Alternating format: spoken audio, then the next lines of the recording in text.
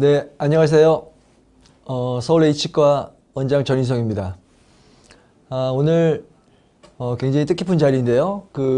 치의신보에서 주관을 하고 메가젠 임플란트 협찬에서 제가 오늘 블루 다이아몬드 임플란트의 임상적 효용성이라는 주제를 가지고 1시간 동안 여러분들과 만나 뵙게 됐습니다. 저는 임플란트를 굉장히 오랫동안 해왔고 제 강의를 들으신 분도 굉장히 많겠지만 사실 이러한 어떤 임상적 효용성이라는 주제를 가지고 얘기하는 건 굉장히 어려워요. 왜냐하면 우리가 굉장히 롱텀한 데이터가 있어야 되고 사실은, 그리고 이런 것들이 뒷받침되지 않으면 과연 이 임플란트가 진짜 좋은 임플란트인지를 설명하는 것은 굉장히 어려운 일입니다. 저희가 이제 임상적으로 우리가 어떤 리서치 할 수 있는 여러 가지 툴들이 있죠. 여러분이 알고 있는 제일 먼저 ISQ 밸류, 멘토를 가지고 측정하는 방법이 있을 것이고요.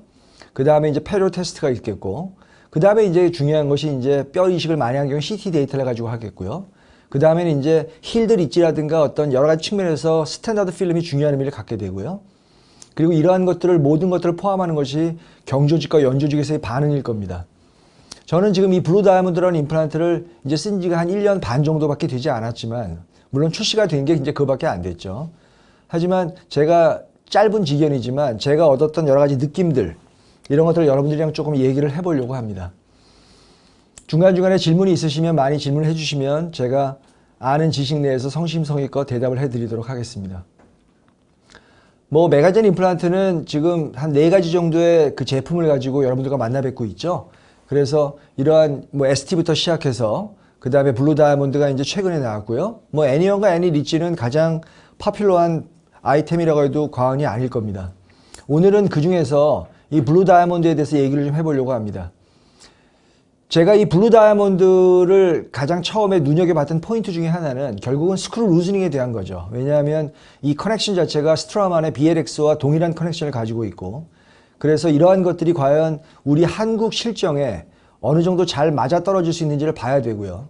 저는 임플란트 강의를 18년 동안 지금 해오고 있는 사람이지만 필드에서 여러 원장님들과 이렇게 얘기를 해보고 실습을 하고 강의를 할 때 제가 늘 강조하는 포인트가 뭐냐, 보편 타당하냐는 거예요. 이 보편 타당하냐는 말이 뭐냐면 예민하지 않아야 되고, 일단 임플란트가. 그 다음에 초보자가 했건 어떤 술기가 많이 형성되어 있는 엑스퍼트들이 했건 거의 동일한 결과가 나올 수 있다는 게 가장 중요한 거죠. 그래서 이러한 측면에서 과연 이 임플란트가 과연 보편 타당하게 받아들여질 수 있는가, 이것을 우리가 한번 따져보는 것도 중요한 의미가 있을 겁니다. 여러분들이 임플란트 공부를 하게 되면 제일 먼저 베이직 코스를 했고요. 보통 쌍악동을 건드리게 될 것이고, 그 다음에 이제 봉합을 완성하게 되죠. 그 다음에 이제 GBR 하시고요. 그 다음에 하티슈와 소프티슈를 보통 매니지먼트 하게 됩니다. 그리고 이제 굉장히 어려운 단계가 상악 전치부가 될 것이고요. 그 다음에 이것이 다 끝나고 나면 이제 전악 회복 정도로 들어가게 될 겁니다. 그리고 나서 이 전악 회복까지가 끝나고 나면 이제 우리가 마지막으로 집중해야 될 포인트가 합병증인데, 우리가 합병증을 다루려고 하는 이유는 다시 여기서 원래 처음으로 백의종군 한다고 제가 표현하는데 처음으로 돌아가려고 하는 거예요. 근데 이제 이러한 시퀀스를 다 마무리를 지으려면 보통 한 10년 정도 시간이 걸리죠. 이 임플란트 시스템이 진짜 괜찮은 임플란트 시스템이어서 우리가 지금 이렇게 쭉 어떤 코스별로 따라가는 이 흐름을 따라갈 때 이것이 잘 매칭이 될 수 있는지를 한번 보려면 굉장히 오랜 시간이 걸리는 것은 사실이지만, 또 이러한 툴들이 이미 우리의 머릿속에 내재화되어 있기 때문에 사실은 어떤 시스템이 딱 나왔을 때 바로 적용을 해보면 우리가 손쉽게 효용성을 알 수도 있을 겁니다. 저는 굉장히 건방지게도 임플란트 수술에는 대략 10단계의 난이도가 있다고 보통 얘기를 하고요. 첫 번째는 노멀한 뼈의 임플란트에 우리가 심는 거를 얘기하는 거죠. 두 번째는 이제 아주 작은 단계, 초급 단계의 GBR을 얘기하는 거고, 그 다음에 이제 리치를 쪼개건, 그 다음에 발치 후 즉시 식립을 하건, 그 다음에 이제 상악동을 건드리게 되는 거고요. 6단계 정도로 가면 이제 우리가 수직골 진강수를 보통 하시게 되고, 7단계에서는 이제 non-contained defect에서의 발치 후 즉시 식립을 보통 다루게 되죠. 그리고 8단계 정도가 되면 블록본이 자유로워질 것이고, 9단계는 이제 누공이 뚫려 있는 부위에 뼈를 만들어서 임플란트를 식립하는 단계. 대략 이 정도 단계가 우리가 임상에서 이렇게 스텝을 밟아가는 단계인 것 같아요. 이거는 누가 정해놓은 룰도 아니고, 그냥 제가 많은 분들을 이렇게 만나면서 교육을 시키고 저도 다시 또 피드백을 받고, 그런 와중에 이제 쭉 어떻게 하나의 알고리즘 같이 이렇게 패스웨이가 잡혀가는 것이라고 생각을 하는데, 어쨌든 뭐 10단계라고 하는 건 이제 깨달음의 단계니까요. 여러분들이 어느 단계에 있는지는 각자가 알 거라고 저는 생각을 하고요. 한번 시작을 해볼게요. 제가 이미 이 메가젠의 블루 다이아몬드 임플란트를 가지고 지금 이 영역에서 이미 데이터를 지금 다 내오고 있어요. 아직 완전하게 다 끝난 건 아닙니다. 여기 지금 보면 노란색으로 채워져 있는 이 사람들은 이미 데이터가 다 끝난 것들이고, 여기 지금 아직 노란색으로 끝나지 않은 것들은 아직 데이터가 이제 거의 끝나가는 것이고, 요 데이터는 조만간 이제 메가젠을 통해서 책으로 증례집으로 아마 여러분들에게 다 발송이 될 거라고 저는 생각을 하는데, 어쨌든 그 중에서 일부분만을 좀 따와서 오늘 얘기를 해보려고 합니다. 굉장히 많은 부분에서 보편타당하게 이 임플란트가 과연 받아들여질 만하느냐, 이걸 우리가 따지는 거죠. 그리고 여기에서 우리가 오늘 제가 중점 두고자 하는 거는 이 임플란트의 안정성, 스테빌리티. 우리가 ISQ value라고 하는 것은 임플란트 스테빌리티 쿼션트 value라고 하는 거죠. 임플란트의 안정지수가 과연 얼마만큼 보편타당하냐를 좀 보는 게 좋겠고, 그 다음에 그때 경조직과 연조직 반응이 어느 정도까지 잘 유지가 될 수 있는지를 좀 보는 게 좋겠습니다. 힐드리치는 뭐 굉장히 간단하죠, 사실은요. 뭐 노멀한 본이니까요. 그래서 뭐 여러분들이 당연히 드릴링을 할 때 이 블루 다이아몬드 임플란트는 직경이 여러 가지가 있어요. 그래서 제일 3.3이라고 하는 직경이 있고요. 그 다음에 4.1이라고 하는 직경이 존재하고, 그 다음에 4.4가 있고요. 그 다음에 4.8, 이렇게 네 가지 단계의 직경이 존재합니다. 그래서 이런 네 개의 직경이 과연 모든 부분에서 잘 적용이 가능한가를 좀 보는 게 좋겠고, 여러분 당연히 느끼시겠지만 3.3의 직경은 당연히 하악 전치부용일 거라는 생각을 하게 될 것이고, 4.1은 상악 전치부와 일부 소구치에 적용을 할 수 있겠죠. 그다음에 4.4라고 하는 이 임플란트 직경은 조금 더 범용성이 확대될 수 있어요. 그리고 4.8은 당연히 대구치를 우리가 커버하게 될 거라고 생각이 듭니다. 지금 제가 여기 하악 우측에 두 개의 블루 다이아몬드, 제가 이제부터 BD라고 할게요. 그냥 BD라고 하면 보통 이제 블루 다이아몬드라고 보통 표현할 수 있으니까요. 그리고 이제 보철물이 마무리되었습니다. 항상 이런 힐드리치는 스탠다드 필름을 보고 항상 결정을 하는 게 좋죠. 그래서 지금 보면 여기서 이 본의 레벨의 이 안정성이 잘 유지가 되는지를 한번 보는 게 좋겠고요. 이때 중요한 게 결국 뭐냐면 ISQ 밸류가 얼마만큼 정확하게 올라가는지를 한번 측정하는 게 좋죠. 이미 제가 한 150개 정도의 임플란트 BD를 한번 사용해 봤기 때문에 이제는 어느 정도 프로토콜화가 되었다고 생각을 하는데, 일단 D2나 D3본 정도가 되면 거의 여기서 멘토 수치를 측정해 보면 거의 6주가 되면 거의 80대 중반을 넘어가는 걸 거의 다 확인할 수가 있고요. 이 정도가 된다면 우리가 알고 있는 조기 부하, 얼리 로딩에는 굉장히 특화될 것이라는 생각을 하게 되죠. 일단 이 힐드리치가 제일 중요한 출발점이 됩니다. 왜냐하면 이것은 로딩 타임을 결정하는 굉장히 중요한 요소이기 때문에 일단 6주 정도가 돼서 이 정도가 올라가는 게 확인이 된다면 이것은 우리가 나중에 이제 즉시 부하를 하거나 당연히 어떤 조기 부하를 하거나 그리고 어떤 머치 GBR을 하거나 머치 사이너스 그래프팅을 할 때 이러한 골반응에서 어떠한 의미를 갖는지를 좀 느껴볼 수가 있을 겁니다. 두 번째는 뭐 이제 우리가 간단하게 얘기를 해보면 이제 발치 후 즉시 심립이 되겠죠. 여러분들 발치 후 즉시 심립은 뭐 제가 GBR 강의를 20년 전에도 했고 또 20년이 지난 지금도 GBR 강의를 하고 있지만 GBR 강의는 사실 그때와 지금은 또 많이 달라져 있죠. 여러분들은 GBR 강의를 할 때 들을 거나 여러분들이 뭐 강의를 하시는 분도 계실 테니까 뭐 어떠한 뼈를 선택해야 되는지, 예를 들면 어떠한 뼈를 선택하고 어떠한 차폐막을 선택하고 그리고 오픈 멤브레인 테크닉을 쓸 건지 여부를 결정하게 될 것이고요. 그 다음에 갭 디스턴스에 따라서 뼈를 이식하지 말지를 결정하게 될 것이고, 연조직의 양에 따라서 수직골 진강술의 양이라든가 아니면 숏 임플란트를 써야 될 것이라든가 이런 여러 가지를 고려하게 될 것이고요. 그 다음에 심미적인 부위의 GBR과 비심미적인 부위의 GBR을 좀 구분하는 게 좋습니다. 즉각 여러분들이 저한테 물어보실 수 있는데 비심미적인 부위의 GBR은 도대체 뭐냐? GBR이 심미적이어야 되지 비심미적인 건 뭐냐? 이렇게 물어보실 수 있잖아요. 근데 비심미적인 부위의 GBR은 분명히 존재합니다. 그게 뭐냐면 풀마우스의 GBR은 비심미적 부위의 GBR에 해당돼요. 왜냐하면 이때는 심미적인 게 중요하지 않다는 것이 아니고 기능성에도 포커스를 둬야 된다는 얘기입니다. 그래서 풀마우스의 GBR은 여러분이 알고 있는 상악 전치부 싱글이나 뭐 삼각전치부 3유닛 브릿지 이런 거랑은 좀 다른 궤적을 갖고 있어요.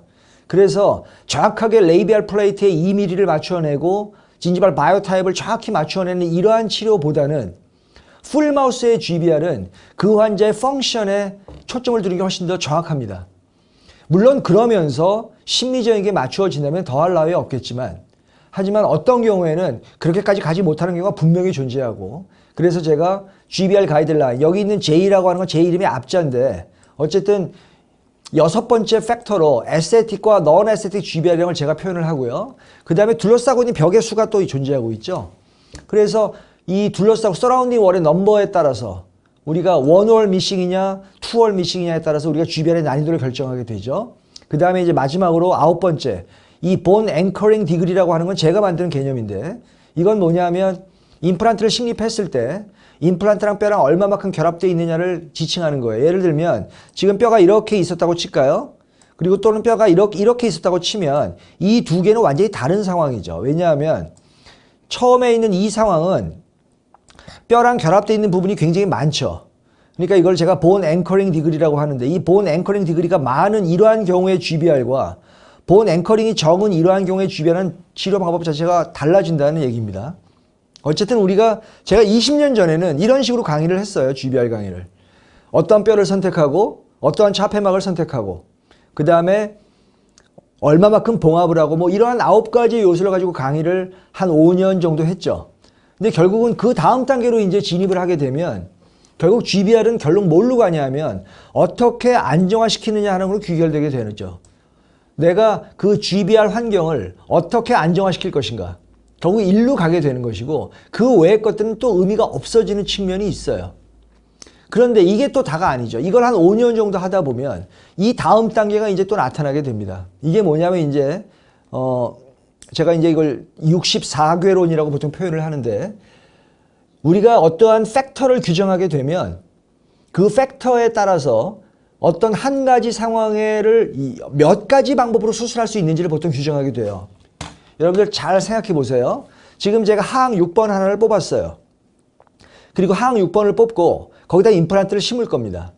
그런데 그때 어떻게 수술할 수 있느냐, 몇 가지 방법으로 수술할 수 있느냐를 한번 생각해 보시는 게 이제 중요한 단계가 될 건데 그게 뭐냐면 어떤 경우는 여러분들이 커버 스크루를 끼고 뼈를 패킹한 다음에 멤브레인을 덮고 플랩을 열어서 풀 클로즈 할 수도 있고 어떤 경우에는 힐링 캡을 꼽고 멤브레인에 구멍을 뚫어서 끼인 다음에 부분적으로 봉합할 수도 있고 어떤 경우에는 뼈를 한 가지만 넣을 수도 있고 뼈를 두 가지 넣을 수도 있고 어떤 경우에는 흡성막을 넣을 수도 있고 비흡성막을 넣을 수도 있고 제가 지금 드리는 말씀은 여러분들 머릿속에 만약에 어떠한 팩터들, 요소들이 만약에 존재하고 있다면 그 요소에 따라서 여러분들이 수술할 수 있는 방법의 수가 결정이 된다는 얘기예요.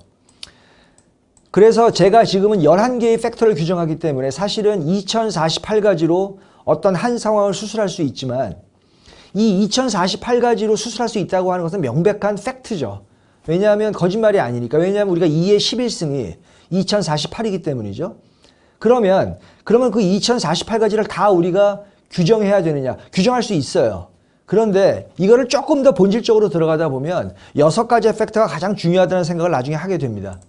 그래서 6가지란 말이 뭐냐 하면 바로 2의 6승이 되는 거고요. 이 2의 6승이 바로 64가지가 되는 거예요. 이게 이제 제가 이걸 64궤론이라고 하는 건데 64궤론을 이해하게 되면 사실 GBR은 거의 끝났다고 봐도 무방할 거라는 생각이 듭니다. 여러분들이 어떤 뼈 이식을 해서 차폐막을 덮고 어떠한 요소를 적용해서 수술을 마무리했단 말이에요. 그런데 그러한 수술들이 할 때마다 조금씩 바뀌어질 수도 있죠. 근데 바뀌어질 때는 내가 왜 이 수술을 이렇게 하는지를 규정할 수 있어야 돼요. 내가 이때는 왜 오늘 비흡성막을 썼고 이때는 왜 오픈 멤브레인 테크닉을 적용했고 이때는 왜 수직절개를 하나만 걷는지를 규정할 수 있어야 된다는 얘기입니다. 이러한 팩터들을 자꾸자꾸 우리가 머릿속으로 훈련해 나가는 것이 우리가 발치후 즉시 신입을 포함한 GBR, 여기 지금 제가 이미디어트 플레이스먼트라고 표현했고 리치 오멘테이션이라고 표현해놨죠. 그러니까 이런 것들을 우리가 규정하려면 이 이미디어트 플레이스먼트나 리치 오멘테이션과 이런 것들이 바로 GBR에 해당하는 건데 이런 것들을 규정하려면 여러 가지 요소들을 우리가 규정해야 될 거라는 것이죠. 어쨌든 지금의 상황은 2021년도 6월달 지금의 상황은 오늘 며칠이죠? 오늘 지금 22일이네요. 22일의 상황을 보면 대략 한 가지 상황을 한 2,000가지 이상으로 수술하는 것이 사실 가능하다는 얘기가 됩니다. 자, 이제 이러한 느낌을 가지고 우리가 블루 다이아몬드의 어떤 아주 간단한 케이스만 좀 리뷰를 몇 개를 좀 해보려고 합니다. 지금 이 환자는 82세의 여자 환자분인데요. 제가 이제 발치후 주신입을 할 거예요. 지금 하악 전치를 이제 뽑을 건데 하악 전치를 뽑고 임플란트를 심겠습니다. 당연히 3.3의 BD를 심을 거예요. 그리고 이제 당연히 이제 최종 보첨이 잘 끝났고요.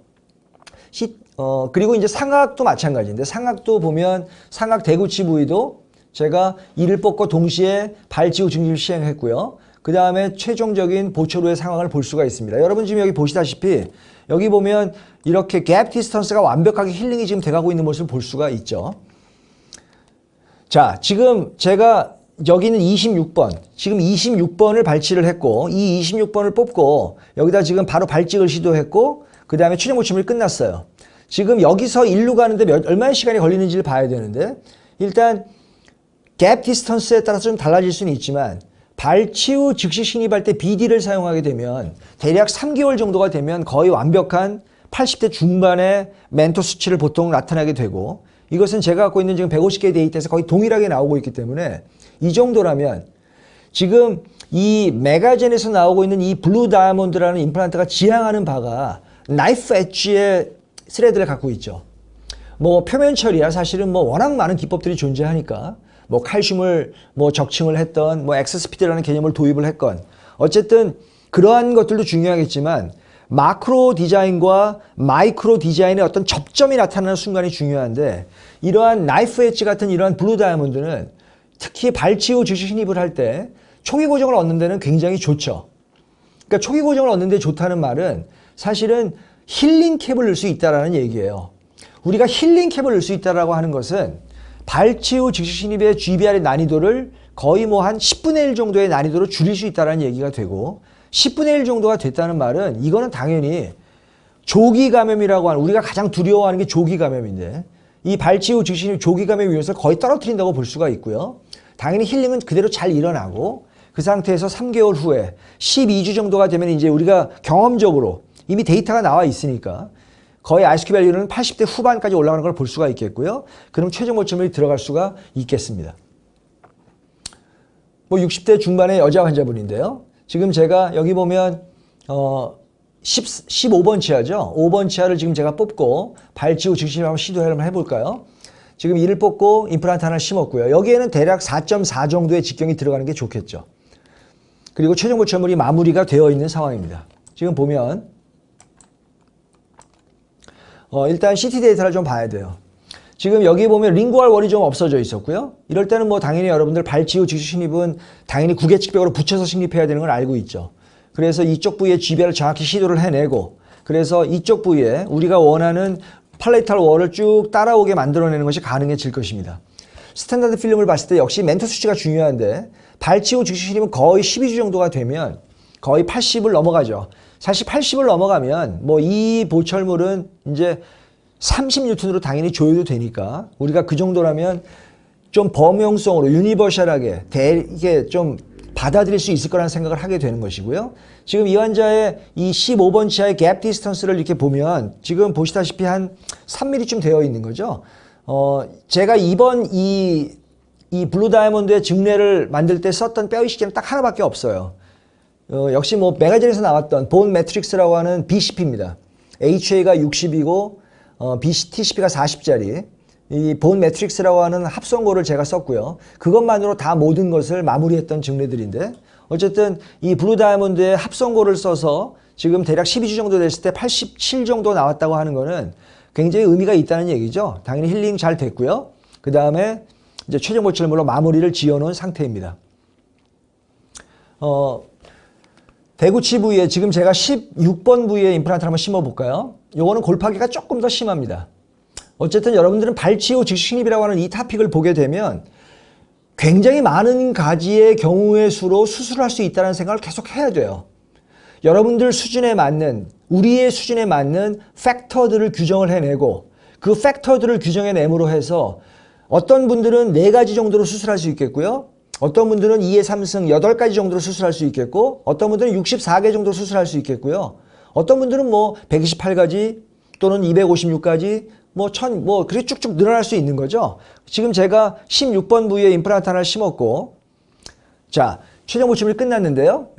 CT 한번 볼까요? 지금 보면 이 환자 지금 어쨌든 협축골이 많이 녹아 있고요. 협축골이 녹아 있어서 제가 BD를 정확하게 약간 구개측으로 식립을 했고 여기는 본 매트릭스라고 하는 지금 뼈 이치가 들어가 있고요. 지금 최종적으로 뼈는 지금 아주 잘 안착이 되어 있는 걸 볼 수가 있습니다. 협축에서 보면 조금 더 정확히 알 수 있죠. 지금 제가 이를 뽑고 사실 강의할 때 참 어려운 게 왜 당신은 이때 이렇게 수술을 했느냐를 설명할 수 있어야 돼요. 물론 당연히 저는 할 수 있죠. 할 수 있는데 왜 이때 수직절개를 하나를 그어야 되고 왜 이때는 판막을 다 열었고 왜 이때는 제가 힐링캡을 꼽았고 왜 이때는 제가 이 정도의 깊이의 임플란트를 심었고 하는 얘기를 사실은 할 수 있어야 됩니다. 어쨌든 제가 이 환자는 이 상태가 최선의 치료라고 제가 판단을 했기 때문에 임플란트를 심었고 당연히 지금 본 매트릭스라고 하는 합성고를 이식을 했고요. 그 다음에 힐링캡을 통해서 GBR을 마무리한 상태이죠. 뭐 힐링 당연히 잘 됐고요. 최종 보시물까지 잘 나와 있는 상태입니다. 지금 멘토 수치를 한번 잠깐 보면 역시 이것도 지금 여기에 있는 보면 이쪽에 협축골 지금 여러분 요 스탠다드 필름이 오히려 더 정확한 면이 많이 있어요. 요걸 보면 요게 이제 힐링이 완전히 잘 된 걸 볼 수가 있고 역시 12주 정도가 되면 거의 80 정도에 근접하는 이러한 우리가 임플란트 스테빌리티를 보통 우리가 얻어낼 수가 있게 됩니다. 힐드 리치가 통과되고 나면 그 다음에 여러분들이 한번 다듬어야 될 것이 바로 이미디어트 플레이스먼트죠. 발찍이라고 하는 것. 발치 후 즉시 실입이 이제 조금 믿을만하냐를 보게 되는 거고 이때는 아까도 말씀드렸듯이 임플란트의 스레드 디자인과 드릴링 시퀀스와 임플란트의 초기 고정이 잘 코디네이션이 되는지를 잘 봐야 되죠. 코디네이션 당연히 지금 잘 되고 있고 제가 메가젠 측에 요구한 사항들도 몇 가지 있어요. 뭐 그런 것들은 이제 조금 더 개선이 돼서 나올 수 있겠지만 어쨌든 지금 나와 있는 그 프로덕트 갖고 제가 지금 다 만들어낸 데이터들이기 때문에 일단 즉시 부하는 사실은 풀마우스의 즉시 부하를 여러분들이 다뤄내는 게 제일 좋은데 오늘은 풀마우스를까지 가면 얘기가 너무 길어지기 때문에 그냥 간단한 풀마우스, 그러니까 즉시 부하. 여기서의 즉시 부하는 이미디어트 로딩이라고 표현하기엔 좀 그렇죠. 왜냐하면 교합을 하는 로딩이 아니니까. 이거는 사실은 이미디어트 non occlusal 로딩이라고 표현하는 게 더 좋죠. 사실 이미디어트 로딩은 두 가지가 있는데 풀마우스의 이미디어트 로딩은 씹는 로딩이고 싱글짜리 같이 전치부 같은 거는 씹지 않는 로딩이죠. 그래서 이미디어트 오클루잘 로딩과 이미디어트 non 오클루잘 로딩으로 나눠주는 게 좋겠고요. 뭐 대부분의 경우가 상악 전치와 하악 전치가 될 겁니다. 제가 하악 전치에 두 개의 치아를 빼고 지금 임플란트 하나 심었어요. 뭐 여기 요거 갖고도 얘기하려면 너무 얘기가 길어질 텐데 하악 전치는 보통 한 개가 제일 많이 흔들거리죠. 그 다음에 그 옆에 것도 좀 더 흔들거려요. 그럴 때는 두 개를 같이 뽑는 게 저는 맞다고 생각을 하고 있고 물론 외상 등에 의해서 그 해당되는 치아 하나만 딱 부러졌다면 그거 하나만 뽑아야죠.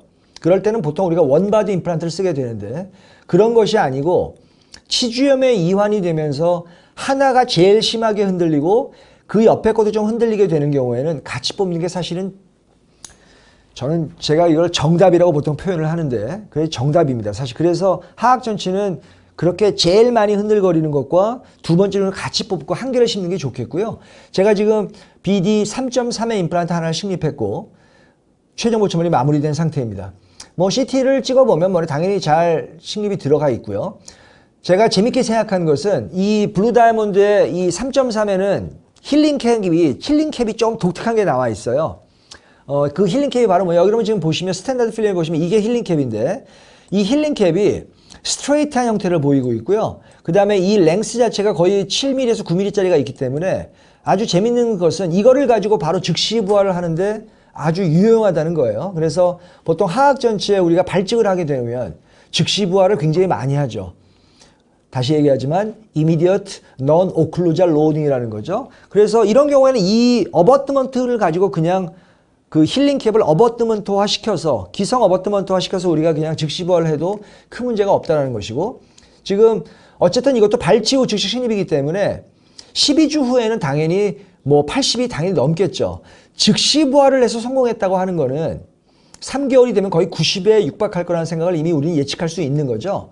그래서 이거는 대신 거의 8주가 됐는데도 하악 전치 같은 경우는 거의 뭐 멘토 수치가 거의 90에 가까운 구원의 사진을 잠깐 볼까요? 지금 보면 여기 있는 41번 치아가 제일 많이 안 좋고요. 그 다음에 31번도 조금 안 좋아요. 이럴 때 저는 두 개를 같이 뽑습니다. 아까도 말씀드렸듯이 이게 지금 그 블루 다이아몬드 3.3의 굉장히 독특한 디자인의 힐링 캡인데 이 힐링 캡에다 바로 그냥 즉시 부활을 해버리면 됩니다. 여러분들 즉시 부활의 개념 중에 가장 중요한 건 뭐 미세 동요들을 없애는 걸 알고 계시죠. 그래서 미세 동요들을 없애기 위해서 30N을 결차를 하고 그 다음에 거기 위에다 그냥 바로 레진으로 빌드업 해버리면 바로 임시차를 손쉽게 만들어낼 수가 있습니다. 이 상태로 그냥 3개월 기다리는 거예요. 3개월 있다가 이제 빼내고 이제 커스텀 어버트먼트로 바꿔서 최종 보철물을 장착하게 됩니다. 저는 지금 제가 이제 이 힐링 캡을 딱 보고 너무 이제 마음에 들어서 이거 누가 만들었냐고 블루다이아몬드. 이게 만드는 이제 원장님을 제가 직접 만나서 제가 아주 존경하는 원장님이었어요. 어쨌든 실명을 댈 수는 없고 김종 X로 시작하는 원장님인데 어쨌든 제가 아주 감명을 받은 적이 있습니다. 지금 보면 이렇게 해서 우리가 한 개의 임플란트 지금 즉시 부활을 하고 3.3 직경에 10mm 정도면 뭐 충분히 우리가 잘 사용할 수 있을 거라는 생각을 합니다. 역시 하악 전치에 또 마찬가지인데요. 지금 하악에 역시 이렇게 치아들이 지금 심한 동요들을 지금 보이고 있죠.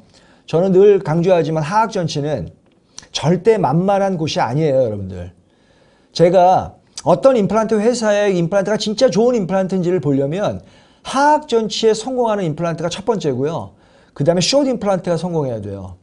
하악 전치의 임플란트와 숏 임플란트가 프레딕터블 하다면 그 회사의 임플란트는 받아들일만 하다고 제가 늘 얘기를 하죠. 왜냐하면 그 외의 부위보다 제일 어려운 게 바로 하악 전치이기 때문입니다.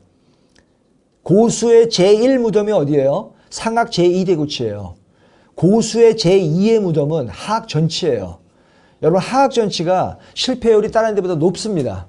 이유는 단 4가지 정도가 있는데 어쨌든 넘어가고 어쨌든 하악 전치에서 예지성 있게 잘 성공이 된다면 아주 이 임플란트는 제법 받아들일만 하다라고 얘기할 수 있는 거죠. 제가 BD 3.3 두 개를 식립했고 앞서 언급했듯이 초기 고정력을 얻어내는 것이 굉장히 좋아요.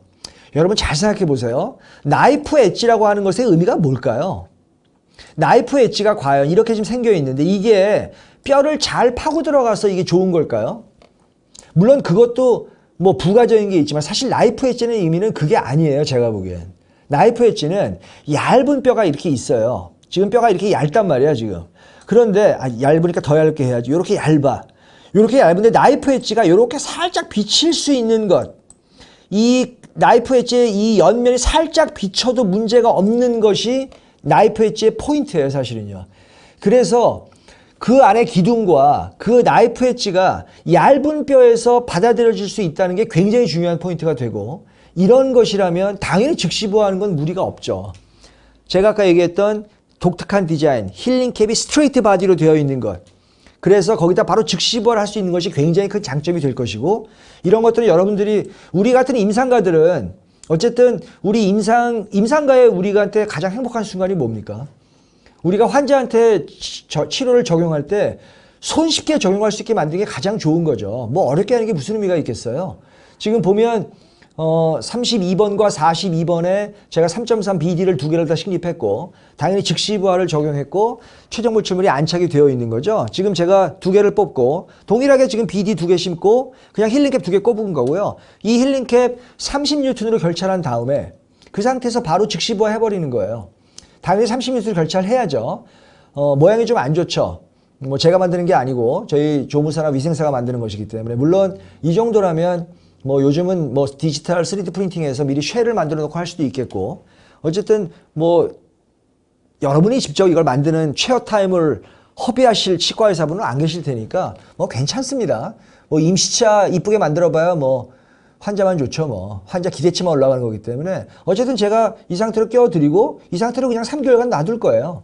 그리고 3개월 후에 와서 당연히 이건 다 제거를 하고 커스텀 어버트먼트와 파이널 보철물을 만들어 드리게 될 겁니다. 지금 스탠다드 필름을 잘 봐야 돼요. 우리가 원래 원바디 임플란트가 하악 전체에 특화되어 있는 이유는 뭡니까? 여러분 아시다시피 마이크로 갭이 없기 때문이에요. 마이크로 갭이 없다는 말은 그 변연부의 골의 안정성이 굉장히 좋죠. 조금 더 심하게 얘기하면 GBR을 하지 않아도 뼈가 차올라와요, 사실은요. 그런데 그러한 느낌을 우리가 거의 지금 이 BD 3.3에서 거의 만나볼 수가 있죠. 이런 것들은 CT 데이터로 알 수가 없고요. 반드시 스탠다드 필름을 찍어야지만 여러분들이 정밀하게 알 수 있습니다. 뭐 굉장히 본의 리스폰스가 제가 오늘 초반에 말씀드렸던 하드 티슈와 소프트 티슈 리스폰스도 굉장히 중요한 파라미터이기 때문에 이 정도를 우리가 체크해낼 수 있다면 상당히 의미가 있고요. 지금 하악 전치 같은 경우 역시 8주 만에 거의 80대 후반까지 올라가는 양상을 보여준다면 이 정도라면 우리가 제너럴하게 우리가 받아들일 수 있을 거라고 생각이 듭니다. 제가 지금 힐드 리치를 얘기했고요. 그 다음에 발치 우측 신입과 아주 뭐 간단한 GBR을 얘기했죠. 그 다음에 이제 하악 이미디어트 로딩, 하악 전치부에 국한된 것을 좀 얘기를 했습니다. 이제 상악동 측방 접근이 당연히 받아들여질만 해야죠. 상악동 측방 접근이야 뭐 우리가 제가 1년에 한 150개 정도 레터럴 윈도우를 여는데 150개면은 한 달에 1년에 12달이니까 한 달에 한 10개는 제가 윈도우를 여는 거죠. 10개 정도 윈도우를 여는데 그러면 이 레터럴이라고 하는 게 받아들여지지 않으면 이건 뭐 심각한 문제가 있는 거죠. 이 환자는 제가 과거에 상악 우측에 일단 측방 접근해서 임플란트를 마무리를 했었고요. 그 다음에 이 임플란트는 제가 식립한 게 아니고 어쨌든 과거에 식립했던 것인데 이제 쓸 때까지 쓰게 했던 거고요. 쓸 때까지 썼지만 어쨌든 문제가 생겨서 이제 제가 뽑아냈던 거고. 그리고 이 앞쪽 지금 20번대의 이 부위는 지금 잔존치의 원량이 좀 얇기 때문에 여긴 당연히 임플란트 측방 접근을 해야죠. 그래서 제가 여기다 블루 다이아몬드를 이제 임플란트를 식립할 겁니다. 여기에 과거에 만들어졌던 뼈는 그대로 갖고 갈 거예요. 굳이 뭐 제거할 필요 없죠. 그래서 제가 두 개의 임플란트를 이렇게 식립할 것이고 앞쪽 거는 레터럴 당연히 열었고 후방 쪽 거는 레터럴과 기존에 만들어져 있던 뼈를 같이 이용해서 제가 식립을 했던 것이고요. 두 개의 BD, 앞에는 4.4, 뒤에는 4.8이 들어갔겠죠. 그리고 후방 쪽은 약간 뼈의 밀도가 떨어졌기 때문에 제가 커버 스크루를 끼고 아예 묻어놨던 상태입니다. 자, 지금 최종 모션이 잘 끝나 있는 상태이고요. CT를 한번 봐야 됩니다. 지금 보면 앞쪽은 잔존치 원량이 뭐 그렇게 얇지는 않아요. 하지만 제가 10mm를 심기 위해서 어떤 윈도우를 열었고 여기에 본 매트릭스라고 하는 합성고를 이식을 했고요. 뭐 골반은 굉장히 좋고 뼈도 잘 만들어져 있습니다. 이때의 이 멘토 수치의 측정 밸류는 딱 16주가 걸렸는데 16주 정도가 되니까 당연히 이걸 16주 한 이유는 이 잔존치 원량이 한 4mm 좀 되니까 이건 16주만 해도 4개월이면 되겠죠. 이 정도만 돼도 벌써 거의 80까지 올라가는 걸 우리가 확인할 수 있고요. 그 다음에 후방 쪽은 조금 더 뼈가 많이 들어가 있고요. 이거는 역시 16주가 됐는데도 거의 70대 중반까지 올라가는 걸 우리가 관찰할 수가 있고요. 이 정도라면 당연히 상악동의 측방 접근에도 당연히 적용할 만한 그 정도의 임플란트라는 생각을 하게 됩니다. 윈도우 열고 그 다음에 뼈 이식하고요. 리포셔닝 테크닉을 제가 구사를 했네요. 그리고 두 개의 블루 다이아몬드 임플란트 식립을 했고 그 다음에 16주에 2차 수술을 해서 최종 보충을 마무리한 상태입니다. 일단 멘토 수치는 거의 안정적으로 잘 올라가는 걸 관찰할 수가 있겠습니다. 굉장히 연세가 많으신 분인데요. 이 어르신은 저한테 처음에 리퍼가 돼서 온 이유가 바로 요 27번 때문이었어요. 요 27번 임플란트 때문에 여기 상악동 염이 아주 심했었고 제가 임플란트는 빼냈습니다. 왜냐하면 저작 시에 이미 통증이 오기 때문에 이건 빼내야 되죠. 그래서 제가 뺐었고 그래서 잔존치 원량이 한 1mm밖에 안 남죠. 지금요 여기요. 그래서 이거는 동시에 하지 못하고 여러 달 후에 제가 뼈를 먼저 만들어 놓고 그 다음에 지연식으로 해서 일단 끝을 냈었죠. 그리고 지금 잘 쓰고 있었는데 그 다음에 이제 문제가 생긴 게 이제 6번이에요. 여기 이제 26번이 문제가 생긴 거죠. 이제 이거를 이제 빼야 될 시점이 온 거예요. 자, 지금 이 상황은 뭐냐면 이를 제가 이제 빼고 동시에 심을 건데 이게 이제 좀 어려운 수술이 될 수도 있죠. 왜냐하면 측방 접근을 하면서 GBR을 동시에 할 거니까. 제가 생각하는 마지막 레벨이 뭐냐면 임상가들에게 일반적으로 위아래로 뼈를 만들었을 때 그 임플란트가 붙어야 돼요. 당연히 그 임플란트가 붙지 못하면 그 임플란트는 역시 여전히 반쪽짜리밖에 안 되는 거죠. 위에도 뼈를 쌓아 넣어서 붙어야 되고 동시에 온레이 GBR을 해도 붙어야 되는 위아래로 안팎으로 같이 뼈를 넣었을 때 이게 붙어줘야 되는 거죠. 제가 이때 상악동의 측방 접근과 GBR 동시에 끝낸 것이고 이제 이게 이제 잘 끝난 걸 보고 이제 이 정도라면 이게 이제 작년 하반기쯤 됐었을 텐데 이 정도라면 이제 BD가 좀 받아들일만 하겠다 이런 생각을 하게 되는 거죠. 지금 보면 지금 제가 여기 보면 윈도우를 열고 여기다 이제 상악동 안에다 뼈를 이식을 하고요. 그 다음에 밖에도 GBR을 해야죠. 그래서 안과 밖에 모두 GBR을 맞춰 놓고 그 상태에서 이제 이게 이런 뼈를 만들어내는지를 확인해 내야 되니까 이 정도가 되면 이 임플란트는 받아들일만 한 거죠. 여러분 여기 있는 이 상악동염은 이 치아 때문에 온 치성 상악동염이에요. 그러니까 오돈토제닉 사이너사이티스예요. 이거는 치아를 뽑고 정확하게 측방 접근을 해서 점막을 겨상을 하고 적절한 메디케이션을 시행하면 완벽하게 다 힐링이 일어나게 됩니다. 이런 경우는 한 6개월 기다려야 돼요. 우리가 어떤 한 부위에만 뼈를 이식하는 거는 뭐 16주나 이런 것도 받아들일만 하지만 위와 아래에 동시에 뼈를 넣어야 되는 경우라면 4, 5개월 갖고는 좀 부족하고요. 그냥 정확하게 6개월 기다리시는 게 좋습니다. 정확하게 6개월 후 24주 후에 멘토 수치가 74까지 올라간 걸 보고 제가 그냥 파이널을 바로 넘겨버렸는데 그 뒤로 뭐 지금까지 아무런 문제 잘 사용되어지고 있습니다. 구원의 사진 한번 볼까요? 지금 제가 이를 뽑고 그 다음에 바로 이제 드릴링을 하는 거죠. 그 다음에 여기 보면 윈도우가 있어요. 제가 여기 윈도우를 열었죠. 여기 레트로 윈도우를 열은 거예요. 윈도우를 열고 그 다음에 동시에 같이 뼈 이식을 해서 마무리를 짓게 되는 겁니다. 본 매트릭스라고 하는 이 뼈를 같이 이식을 했고요. 뭐 힐링 잘 됐고 그 다음에 우리가 이제 포켓 뎁스를 보면 이머전스 프로파일의 포켓 뎁스 보면 그 내부의 뼈를 어느 정도 예측할 수 있죠. 뭐 지금까지 잘 안정적으로 유지가 되는 모습을 볼 수가 있습니다. 질문이 하나도 없네요. 자, 상악 전치 잠깐 볼까요? 상악 전치는 뭐 그렇게 어려운 경우는 아닙니다. 상악 전치가 어렵다고 하는 건 이유가 다른 이유죠. 이거는 에스테틱한 심미성 때문에 우리가 어렵다고 하는 거지. 사실은 임플란트 수술 자체만으로 보면 뭐 그렇게 어렵진 않은데 우리가 이제 뭐 바이오 타입이라든가 이런 것들을 고려해서 템포러리를 만들어서 이머전스 프로파일을 몰딩을 해내고 이런 것들은 좀 어려워요. 어렵지만 어쨌든 상악 전치의 그 기능적인 골 유착만의 측면만을 본다면 별로 어려운 일은 사실은 아니죠. 이 환자는 제가 과거에 굉장히 많은 임플란트를 심었었고 지금 보면 여기 상악 우측은 뼈가 좀 많이 녹아 있죠. 여기 좀 녹고 있고요. 제가 이 환자를 왜 기억하냐면 이 환자는 너무 짧죠. 나온 게 1년 반밖에 안 돼서 그렇습니다.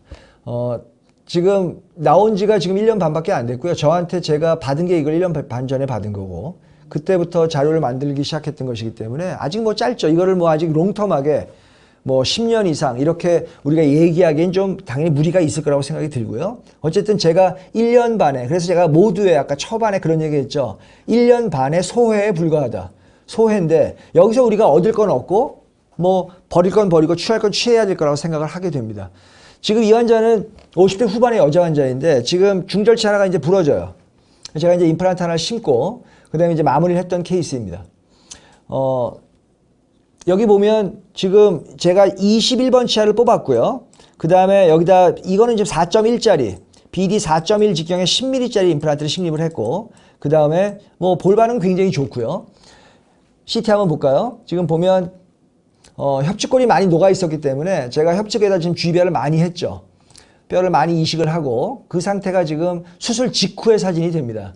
제가 뼈를 이식해서 왜냐하면 우리 상악 전치부는 레이비알 플레이트 두께를 증가시키는 게 매우 중요하기 때문에 어쨌든 이런 식으로 우리가 뼈를 좀 만들어내는 게 필요하겠죠. 이 환자는 지금 3.3이 있고 4.1, 4.4, 4.8 5가지인가요?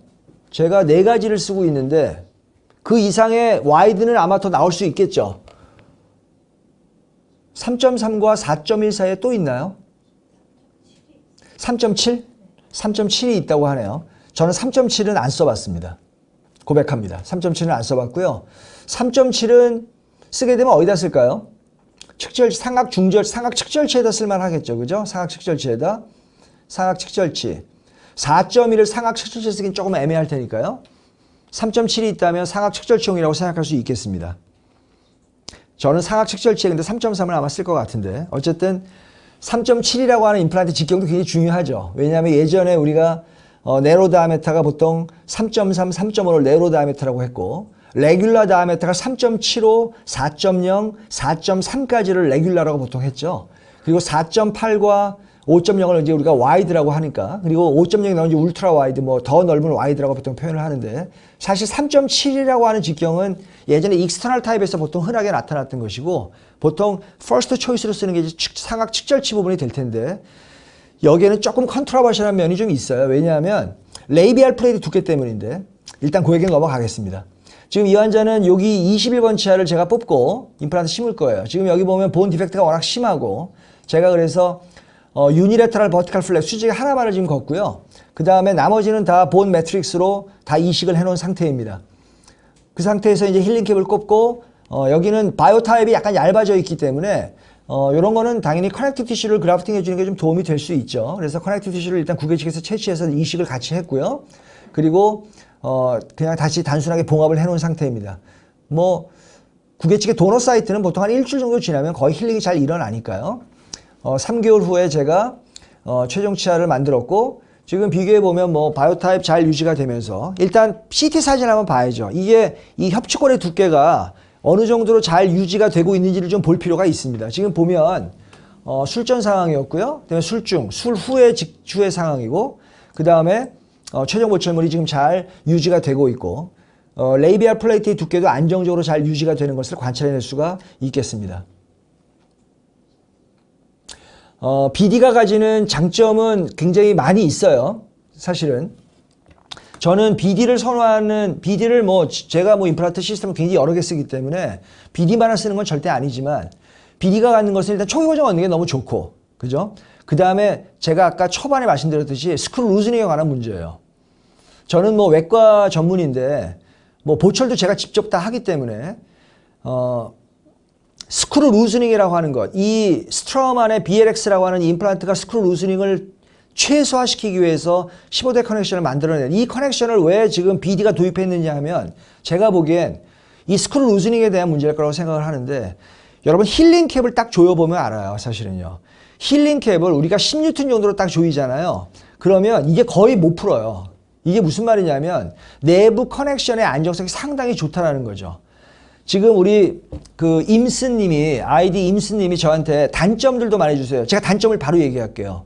커넥션이 스크루 루즈닝이 안 된다는 큰 장점이 있죠.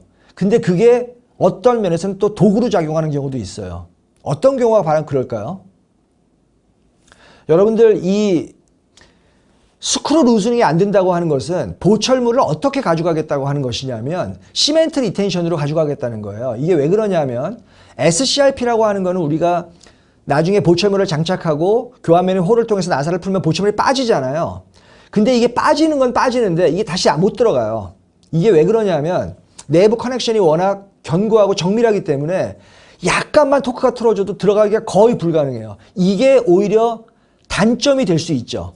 그러니까 스크루 루즈닝을 막기 위한 커넥션의 변화가 좋긴 한데, 이렇게 가자는 것의 목표는 뭐냐 하면 시멘트 리텐션으로 가겠다고 하는 거예요, 사실. 그러니까 임플란트를 쭉 심고 커스텀 어버텀을 쭉 하고 그 위에 그냥 보철물을 시멘트 타입으로 그냥 장착을 하고 끝내겠다고 하는 거지. 홀을 만들지 않겠다는 거예요. 왜? 이 보철물을 빼지 않고, 보철물을 빼지 않겠다는 거야.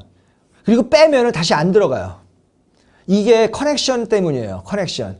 제가 생각하는 그 BD의 장점, 스크루 루즈닝이 거의 없다. 뭐 1년 반밖에 안 됐으니까 솔직히 얘기해야죠. 1년 반밖에 안 됐으니까 뭐 제가 이게 롱텀하게 어떻게 될 거라 얘기할 수 없지만, 아직 1년 반 동안은 스크루 루즈닝이 단 한 개도 생긴 적은 없고, 그 다음에 힐링 캡을 약간만 조여도 이게 잘 안 풀리는 걸 보면 그 내부의 커넥션이 확실히 다르다는 걸 알 수는 있는데, 이게 단점으로 작용할 수도 있을 거예요. 롱 브릿지에서 SCRP가 어려워요. 당연히 롱 브릿지에서 스크루 리텐션이 어려워요. 왜냐하면 조금만 토크가, 임플란트 토크가 변하면 이거를 롱 브릿지에서 딱 끼워넣기가 어렵다는 단점이 될 수 있는데, 사실 단점과 장점은 종이 한 장 차이기 때문에 개념을 그냥 커스텀 어버텀한테 30, 30, 30으로 다 조여놓고 그 위에 그냥 오클루잘 홀이 없는 그냥 쭉 일반 브릿지로 가면 사실 한 10년 정도가 돼야 이게 이제 특화되어 있다는 생각을 하게 되겠죠. 10년 동안 만약에 나사 풀림이 확실하게 없는 게 확인이 되면 이거는 어마어마한 장점이 될 거라고 저는 생각하고 있고, 어쨌든 그것이 이쪽 측면에서는 또 단점으로 작용할 수도 있겠다. 나다니엘 님이 다른 임플란트와 비교가 되는 꼭 어떤 장점, 그런 장점이 과연 있을까요? 여러분들 전 세계에 1700가지의 임플란트가 있는데 어떤 임플란트가 다른 임플란트에 비해서 딱 그것만 딱 좋은 임플란트, 이런 임플란트는 없죠, 사실은. 근데 제가 어쨌든 나이프 엣지를 갖고 있고 초기 고정을 얻는 데 도움이 되고 그 다음에 골 반응이 좋다고 하면 저는 지금 발치후 즉시 식립과 즉시 부하에는 상당히 많이 사용을 하고 있어요. 그러니까 뭐 다른 뭐 일반적인 노멀한 상황에서는 뭐 큰 차이가 없을 수 있겠지만 어쨌든 조금 더 특화된 상황, 우리가 에이피칼 서포트를 얻어내기 좀 어려운 상황, 그리고 즉시 부하를 해야 되는 풀마우스 같은 경우라면 이런 것들이 뭐 제가 솔직하게 대답을 해야 되니까요. 어차피 제가 조만간 한두 달 후에 임상 증례집이 나올 거니까 제가 그 임상 증례집에 24명의 한 150개 임플란트를 제공을 해드릴 텐데 어쨌든 그런 경우라면 한 개도 지금 실패한 게 사실 없으니까요. 굉장히 저는 의미가 있다고 봅니다. 여러분들 그 패티 메로본이라고, 이거 우리가 이제 뭐라 그러냐면 그 엠프티 메로본 또는 소프트 메로본이라고 하죠. 초기 고정만 겨우 나올 만큼 아주 골질이 불량할 때, 이거 무슨 뼈냐면 D5본이죠. D5본인데 D5본은 저는 강의를 하는 연자 입장에서 거짓말할 수가 없어요. 여러분 D5본은요 어떠한 임플란트도 잘 안 돼요. 그럴 땐 여러분이 할 수 있는 유일한 방법은요 최종 직경을 7mm까지 올리는 거 외에는 방법이 없어요. 여러분 소프트 메로본과 제가 쓸게요. 소프트 메로본과 이 소프트 메로본이 더 심해지면 엠프티 아무것도 없는, 선생님이 지금 말하는 게 이러한 메로본을 얘기하는 건데 소프트 메로본과 엠프티 메로본은요 드릴링을 2.0을 했어요. 그 다음에 드릴링을 3.0까지만 약간 확장을 하고 5.0이 들어가도 초기 고정이 0이나 1밖에 안 나와요. 그냥 헛돌아 이렇게요. 그게 D5본이에요. 그런 뼈는 어떠한 임플란트가 들어가도 안 돼요. 그래서 그럴 때는 밖에 콜텍스에서 고정을 얻어내지 않으면 불가능하고요. 그것마저도 안 된다면 소켓 프리저베이션에서 뼈를 만들어 놓고 지연 식립해야죠. 제가 생각할 때 여러분들 3.0까지 드릴링을 하고 5.0의 임플란트를 심었어요. 뭐 5.0의 애니원을 심었건 4.8의 블루 다이아몬드를 심었건 3.0까지 드릴링하고 2.0을 점핑해서 임플란트를 심었는데 고정력이 안 나와. 그러면 여러분이 할 수 있는 마지막은 7.0의 애니원을 심든가. 그래서 밖에 콜텍스, 협측과 구개측에 콜텍스 딱 껴서 들어가는 걸 한번 마지막으로 한번 해보시는 거고요. 그게 안 되면 소켓 프리저베이션하고 4개월 있다 심어야 돼요. 제가 그런 증례들이 당연히 있고 데이터가 있지만 오늘은 제가 그걸 좀 시간 관계에서 보여드릴 수는 없는데 여러분이 말하는 D1, D2, D3, D4는 그거에 해당되지 않아요. 그리고 그 정도 D4본이라면 당연히 나이프 엣지이기 때문에 언더 드릴링을 하면 이런 블루 다이아몬드 이런 나이프 엣지 고정력을 얻는 게 당연히 도움이 되죠. 선생님이 질문하신 그 질문 D5본은 어떠한 임플란트도 거의 잘 안 돼요. 그러니까 그때는 4.8이나 5.0을 먼저 한번 선택적으로 해보시고 마지막으로 7.0을 한번 해보시고 그게 안 되면 지연 식립으로 가야 될 수밖에 없다는 것이죠.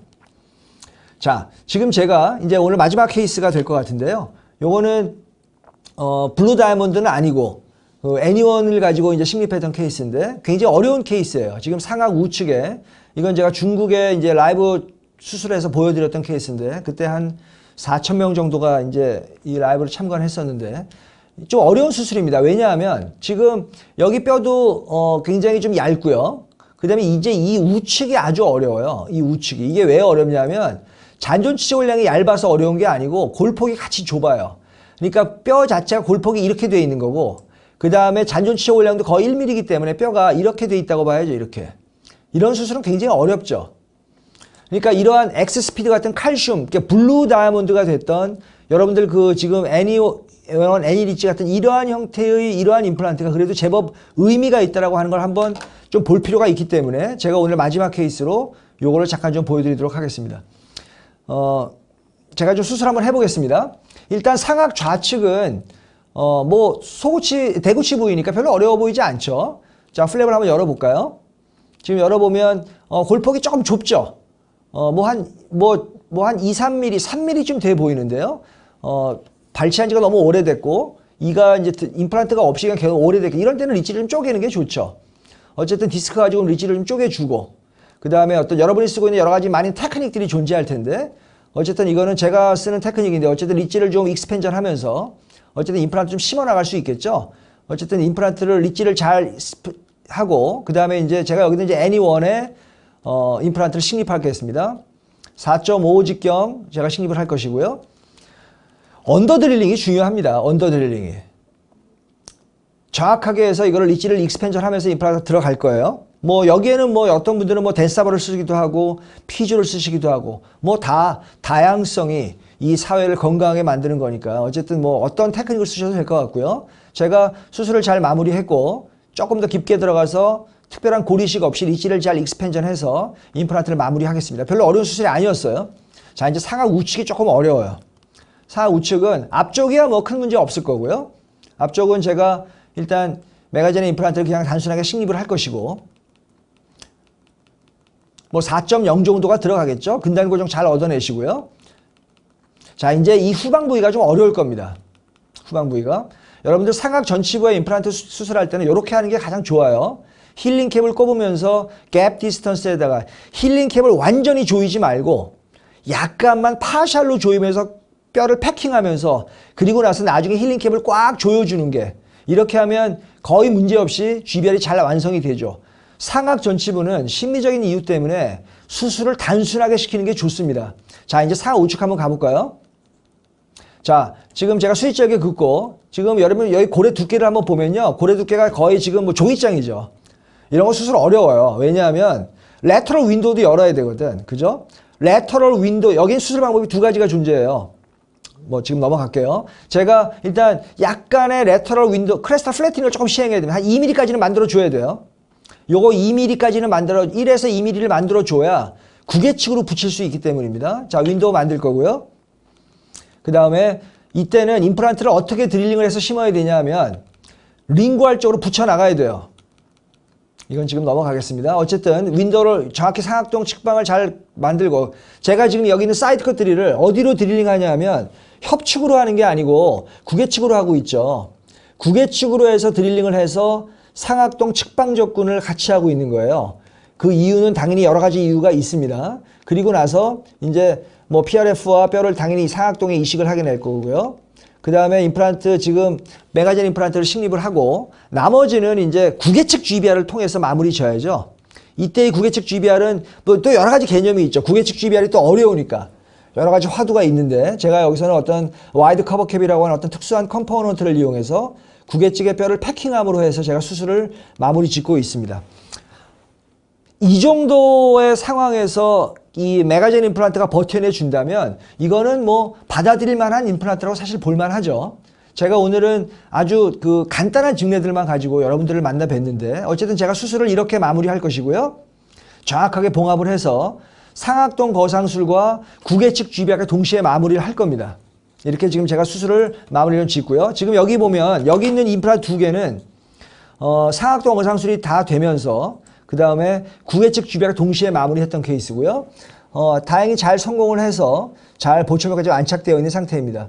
일단 요런 뼈란 말이죠. 지금 요런 뼈. 요렇게 얇아져 있으면서 구개측의 GBR을 하는 상황. 이런 거 어렵죠. 상악동 거상술하고 팔레탈 GBR을 같이 해내고요. 뭐 아까 26번 부위에 리지를 익스펜전 했던 부위는 큰 무리 없이 잘 안착이 되어 있는 걸 관찰해낼 수가 있겠습니다. 3주 후에 제가 실밥 프로스테 소견이고요. 그 상태에서 6개월 후에 24주가 필요하다고 얘기했죠. 아까 제가 이 메가젠 임플란트가 다 어느 정도의 동일한 그 서피스 트리트먼트의 컨셉을 갖고 있기 때문에 뭐 하악 전치라면 보통 6주에서 8주, 그 다음에 보통 뭐 12주, 그 다음에 16주, 상악동 같은 경우죠. 그 다음에 뭐 위아래 같이 뼈를 쌓게 되는 경우라면 한 6개월까지는 보통 받아들여야 될 것이고요. 이렇게 해서 보통 마무리를 졌습니다. 오늘 제가 짧은 시간에 여러 가지를 좀 다루어내려고 했는데 힐드 리지라면 보통 6주 정도면 충분히 우리가 파이널 프로세스를 파이널 로딩을 해도 큰 문제가 없을 것 같고요.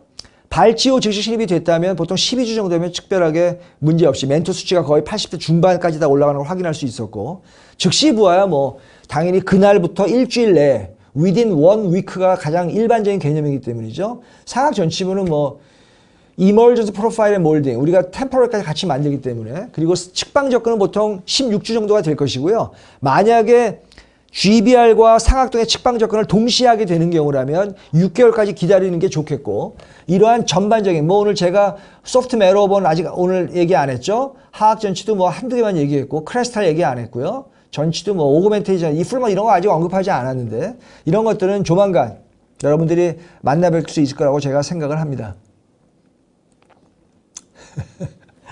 이거 어려운 질문 나왔다. 덴사버 총판하고 있는데 메가전에서 덴사버에 대한 원장님의 솔직한 의견이 궁금합니다. 저는 솔직하게 얘기할게요. 저는 덴사버를 써본 적이 없어요. 써본 적이 없고요. 그리고 하지만 그 개념은 100% 이해하고 있어요.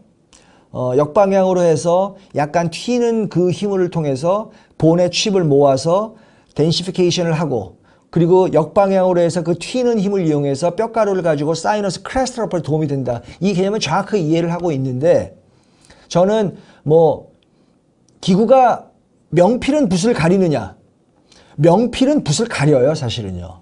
그러니까 사실은 좋은 기구가 있다면 쓰는 게 좋을 거라고 생각을 하는데, 저는 타고난 게으름 때문에 제가 덴사버를 써본 적은 없지만, 일반적인 드릴로 뭐 제가 당연히 500rpm으로 RPM을 리듀스드 RPM이라고 하죠. RPM을 좀 낮추면서 뼈를 당연히 버에다 채취를 더 많이 하고요. 특히 이게 메가젠 드릴이 자가골 채취가 굉장히 잘 되거든요. 그 다음에 그 벌을 가지고 약간 리듀스드 RPM, 더 낮은 RPM을 약간 튀게 하면서 약간 뼈를 쪼개기도 하고, 이걸 사실 제가 하고 있긴 한데, 덴사버 같은 이런 좋은 드릴이 있다면 훨씬 더 좋겠죠. 잘 될 거라고 생각을 하고, 제가 아주 아끼는 제 동료, 우리 김용진 원장님이 그 이야기를 잠깐 빌리자면, 덴사버는 덴시피케이션 하는데 아주 특화적이 된다고 자기는 확신한다고 얘기를 하는 걸 보면, 그 정도의 외과적 수술 능력을 갖고 있는 분이 그렇게 얘기를 한다는 걸 보면 믿을만 하다고 생각이 들고, 저도 조만간 한번 기회가 되면 한번 꼭 써보고 싶습니다. 아직까지 써본 적은 없습니다. 경청해주셔서 감사드리고요. 오늘 마치도록 하겠습니다.